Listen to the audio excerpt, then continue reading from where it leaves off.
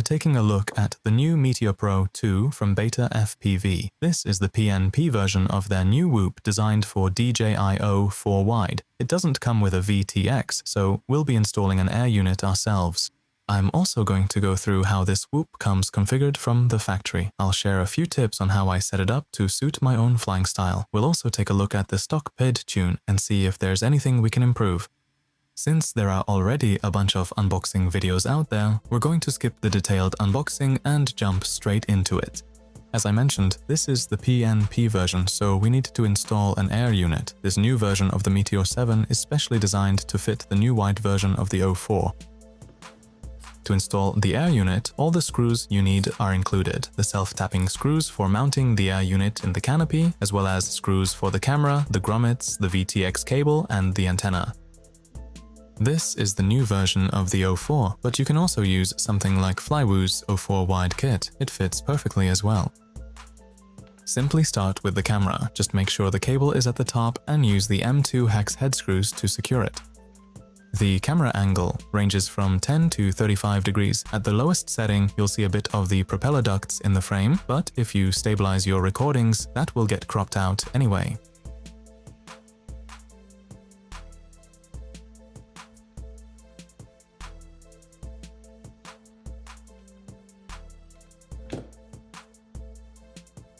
The VTX itself is mounted to the canopy, but before we do that, we need to attach the antenna. I like to use a small dab of glue to secure it, since the UFL connector on the O4 Lite is a known weak point. What's great about this glue is that if you want to remove it later, you can just peel it off. It's called T8000 and it's available on AliExpress for very cheap. When positioning the VTX, make sure the antenna is facing upwards. I also like to have the HD plug from the VTX coming out on the left rear side. That way there isn't too much excess cable sticking out that could potentially end up getting caught in the propellers. Now, use 3 self-tapping screws to secure the VTX to the canopy.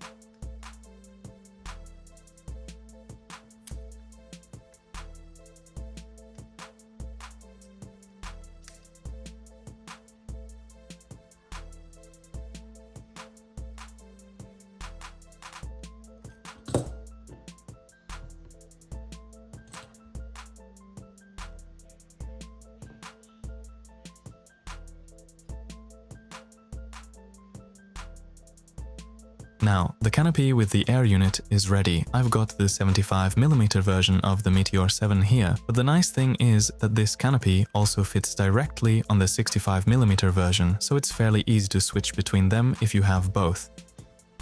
To mount the canopy to the frame, we use rubber grommets. This way, the entire camera mount and the VTX are soft mounted, which effectively prevents vibrations from reaching the O4 camera.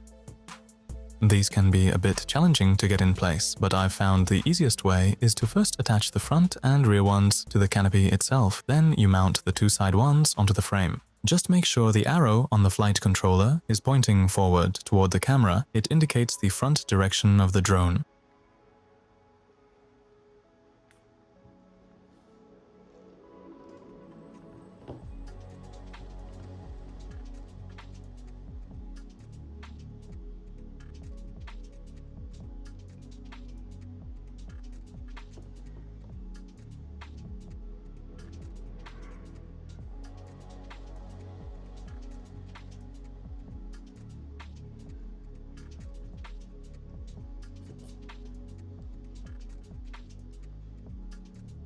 The rear one is the most difficult to install, but it's manageable if you use tweezers or a similar tool. Next up, attach the cable from the air unit to the flight controller before securing the canopy to the grommets.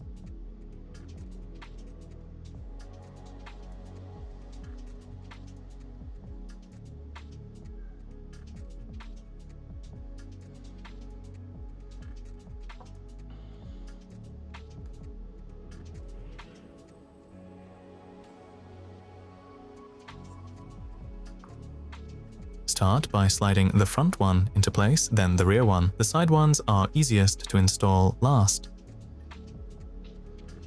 This solution of soft mounting the entire canopy is pretty clever. I haven't really seen it done like this before. I'm a bit curious to see how the grommets hold up in a crash though. It might be a good idea to keep a few spares on hand. Beta FPV actually includes 2 extra in the box.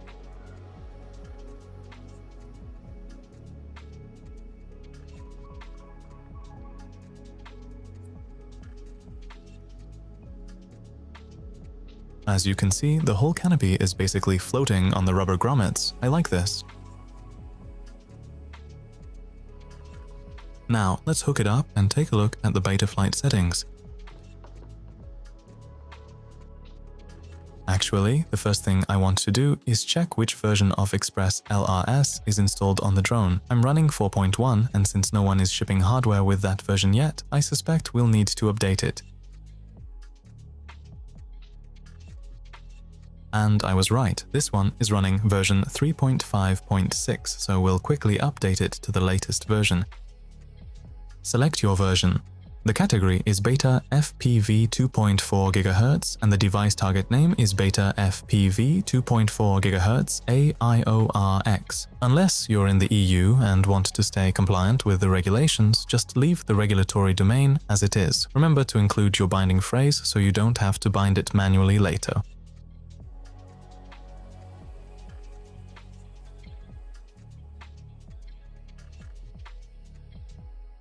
Now, we're on the latest version and we can move on to Betaflight. As you can see, it comes shipped with the second latest version of Betaflight, which is good. Too many still come with 4.5, which is starting to get a bit old. If we look under the configuration tab, we can see that this FC uses a BMI 270 gyro. It has a maximum update rate of 3.2 kHz. They've also set a 180-degree arm angle, so the drone doesn't need to be perfectly level when arming. Further under the motor tab, we can see that they've set the correct number of motor poles and that both bidirectional D-shot is enabled and dynamic idle has been configured. It's time to set up the switches on my radio. Beta FPV has added a standard default configuration. I think the easiest way is just to delete what's there and add my own settings. I have the different flight modes on a 3-position switch. I like to have horizon mode, acro and angle mode available. I also enable beeper and turtle mode.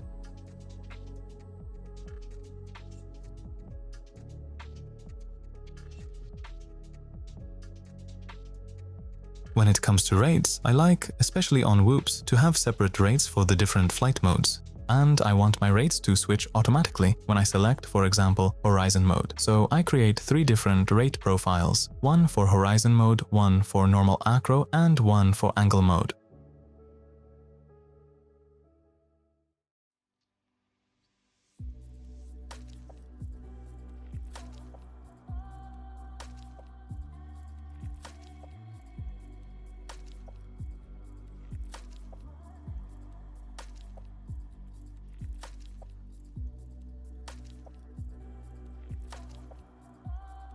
Now I have 3 different rate profiles, one for each flight mode.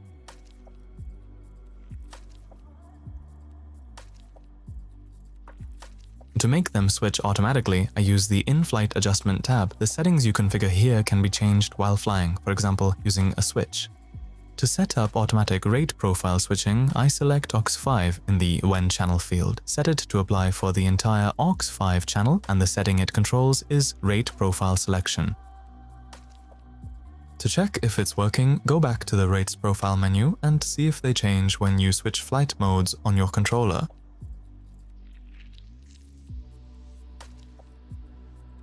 Next, I want to take a look at the PID tune and filter settings. It's good to see that they've created a custom tune instead of just using the default Betaflight tune. Also, the filter settings aren't completely standard. They've increased the filter multipliers for both the gyro and the D-term. My plan now is to do a short hover test and a wobble test to see how the filters and tune are performing and whether there's anything we can improve. I can already see a few things I'd like to change a bit. To analyze the tune, we need a black box log. Finally, these 1S boards come with built-in black box storage, which means we can actually log data. I'll customize what I want in the log since not everything is relevant for us right now. My tuning process is based on the PID Toolbox Guy approach, and I've been using it for several years. It's a method where most of the tuning can actually be done indoors. I use his software, PID Toolbox, to analyze the filters and the step response of the drone. If you want to learn more about it, I highly recommend checking out his YouTube channel. The batteries recommended for the 75mm version of the Meteor 7 are these 1S Lava batteries. They're 680 mAh, and from my experience, they give you a flight time of around 3 to 5 minutes.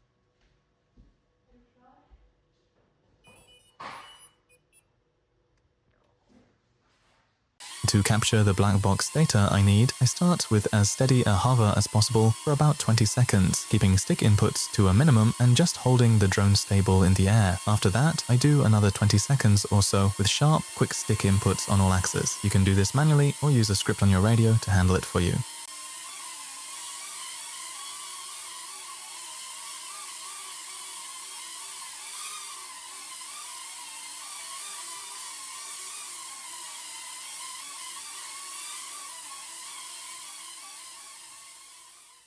Now I've got the log of how the drone behaves with the stock factory tune, so let's load it into PID Toolbox and see how it looks.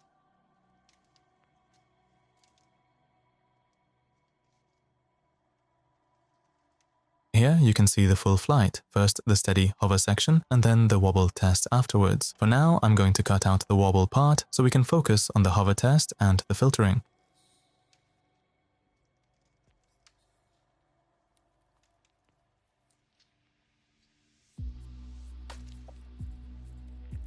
If we take a look at the raw gyro noise without any filtering, we can see a small peak around 80 Hz, in addition to the motor band and some possible frame resonance. Most of the noise is concentrated roughly between 260 Hz and 400 Hz. If we add the RPM filter notches, we can see where the RPM notches are placed, based on the RPM data we get from the ESC using bidirectional D-shot. As you can see, the first notch lands right on the first motor band, while the other two basically don't do much. On whoops and very small drones, there's typically only a single dominant motor band. Let's switch to the filtered gyro data and see how the existing filters are handling the noise. As you can see, after the filters are applied, most of the noise is gone, but you can still see a bit of motor noise sneaking through. The peak around 366 Hz is a bit higher than I'd like, so we'll see if we can do something about that. Anything around minus 30 decibels is generally fine, as long as it's just a hover test. With normal flying, of course, that level will increase. So, back in the filters menu, the first thing I want to change is the number of RPM notches. As you saw, we only need one. The next thing I want to adjust is the Q factor of the RPM notch, which controls how wide it is. In Betaflight 2026.06, you can change this directly in the menu, but here we need to do it in the CLI. First, let's check what it's currently set to. By default, the Q factor is 500. As you can see, it's set to the default. I'm going to make it a bit wider, so I'll set it to 400 for now. Remember to save the changes using the save command when you are done.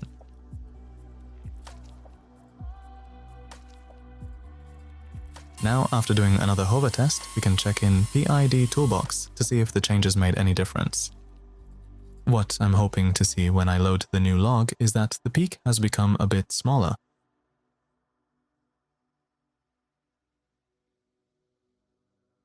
It looks like the RPM notch is now catching more of the noise, and I'm happy with that. Another thing we can see if we load both logs at the same time is that the filter delay goes down when we disable the two unused RPM notches. On a whoop, I've learned that gyro filter delay shouldn't really be above 1 millisecond for best performance.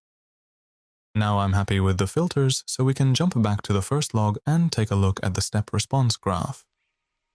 This graph shows how long the drone takes from the moment you give a stick input until it executes that input. It also shows whether it actually reaches the commanded response. 0 represents the start of the movement and 1 represents the target.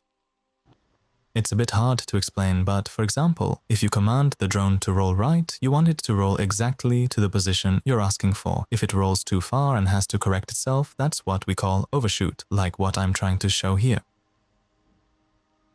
Anyway, the step response on the stock factory tune actually looks very good. There's a bit of overshoot on the roll axis, but on a whoop, it's so minor that it's not really a big deal. On the right side, you can see that pitch has slightly more latency and takes a bit longer to reach the set point compared to roll. That's likely due to the battery adding more inertia on that axis. If we head over to the PID tab, there isn't much I want to change here. I'm not adjusting the relationship between P and D, but I am increasing the overall strength of the PIDs on the pitch axis to bring it closer to roll. To give the tune a bit more overall authority, I'll also raise the master multiplier a few steps.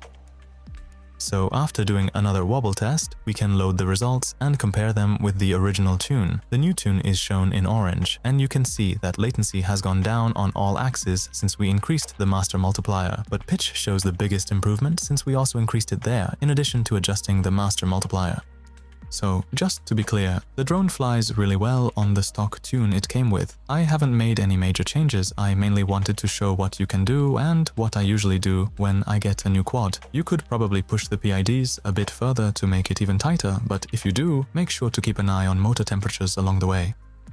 Another tip that I'm not showing in this video is that you can lower the ESC PVM frequency down to 48 kHz. It's currently set to 96. You'll get a bit less flight time, but the drone will feel slightly more responsive and agile. If you want to try my setup, I'll upload it and leave a link in the description. You can load it using the Load Backup button under Presets. Just make sure to back up your own configuration first. At the end, I had planned to show you some smooth cinematic gyroflow stabilized footage, but since I forgot to switch to wide recording on the O4 and didn't capture the gyro data, you'll have to make do with unstabilized raw DVR footage instead. Either way, this drone flies really well, even with a bit of wind like we have here. I want to say a big thank you to BetaFPV for sending me this drone to test. I'll leave a link to it in the video description. It's an affiliate link, so it doesn't cost you anything extra, but it does give me a small commission. I'd really appreciate it if you used it. Thanks for watching, and I'll see you in the next video.